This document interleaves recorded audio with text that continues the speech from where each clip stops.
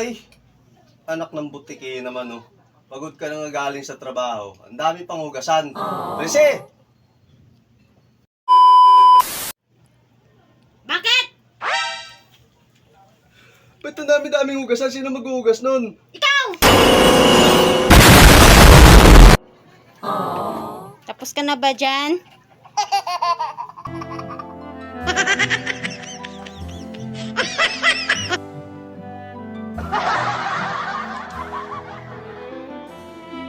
Hindi pa. Kahit may utos ka pa. Wala naman. Pagkatapos mo dyan, matulog na tayo ha.